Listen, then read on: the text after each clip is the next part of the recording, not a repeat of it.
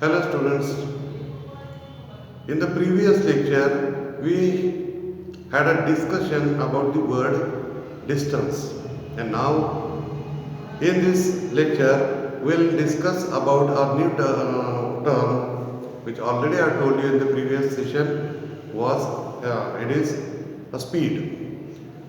In today's video we are going to discuss about a very simple word called as speed. ठीक, so shall we start? Okay, suppose we have a car, we are observing a car moving from one point to another point. So obviously we can say something about the car related to speed is the speed of the car is very low or the speed of the car is very much high. मतलब car का speed बहुत कम है या बहुत ज़्यादा है, ऐसा हम लोग एकदम इजीली बोल जाते हैं. तो ऑटोमेटिकली अपन यूज़ करते हैं, हम लोग यूज़ करते हैं द वर्ड स्पीड.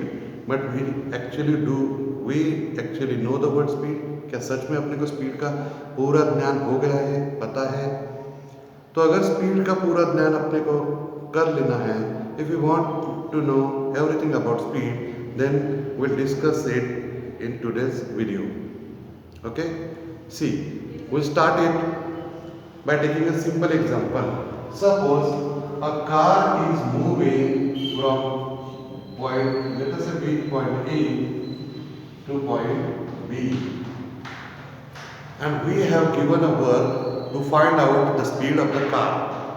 अपने को बोला है कि ये कार का स्पीड क्या करो, फाइंड आउट करो, measure the speed of the car.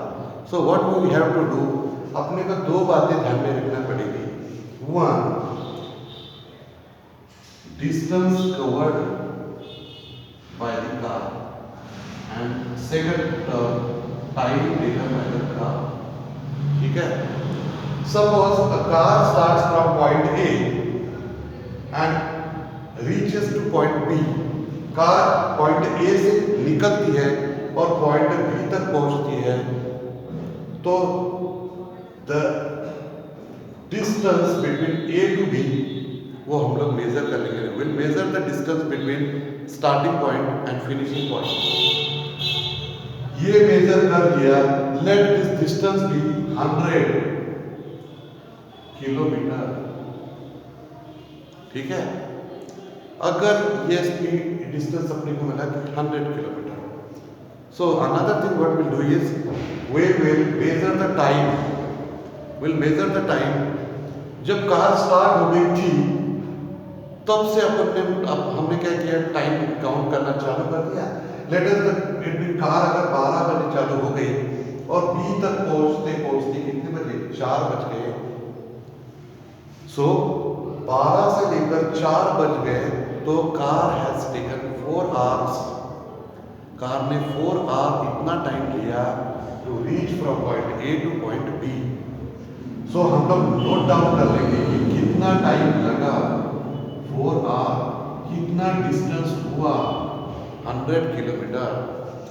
So in order to find out the speed we have a simple formula that the total distance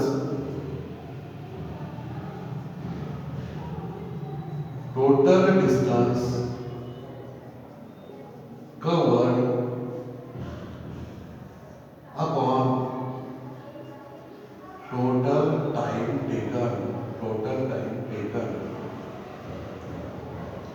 तो बेटा टोटल डिस्टेंस कितना कवर किया था, 100 किलोमीटर. सो हम लोग यहाँ पे लिख देंगे 100 किलोमीटर.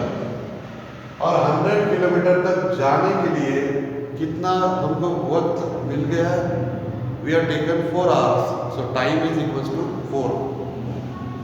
सो 100 को अगर 4 से डिवाइड कर दिया तो what will be our answer, 100 divided by 4.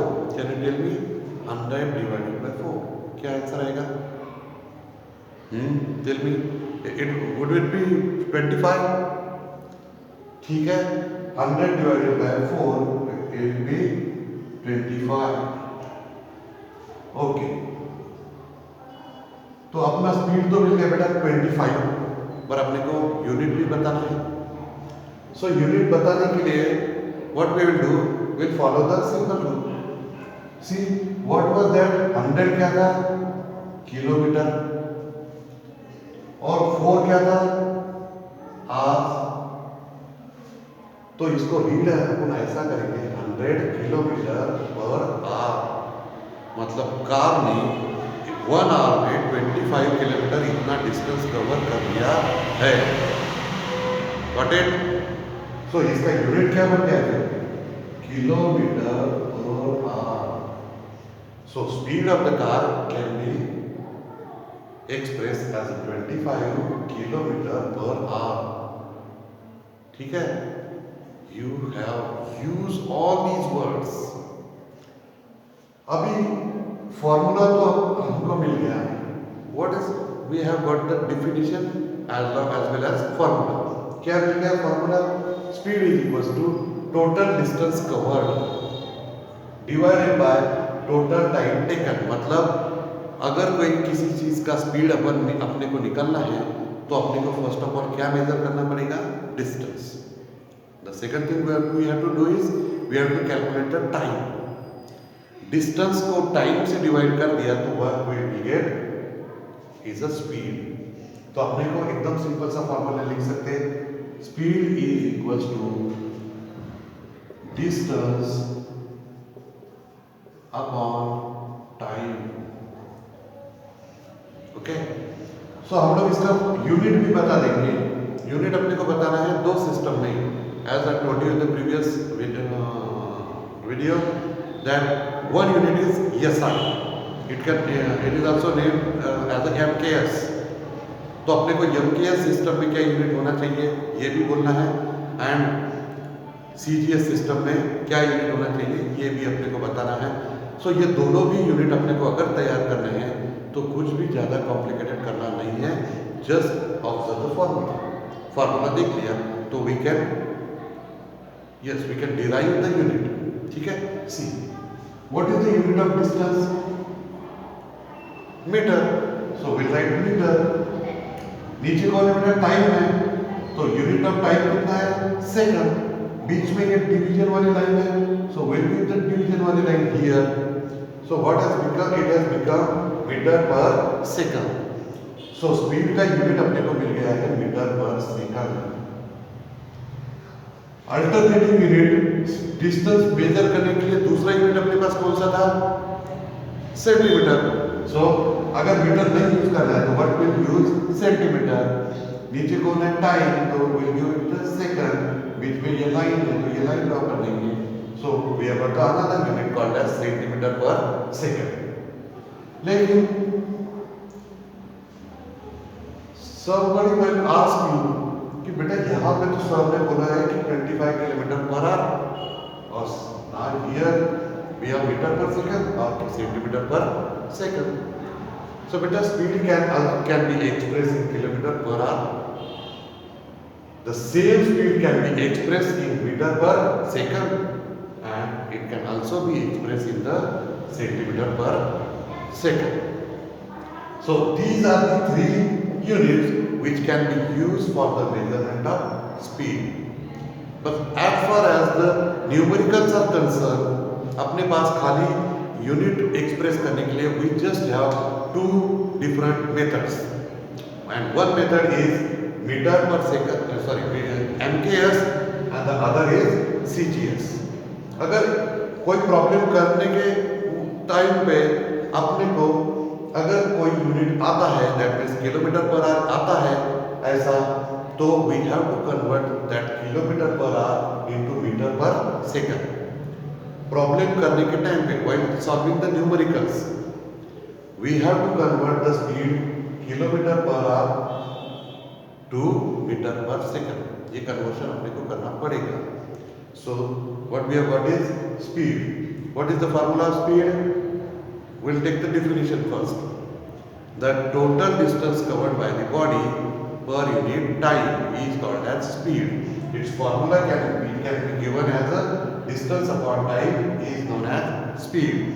Its SI unit is meter per second. its CTS unit is centimeter per second.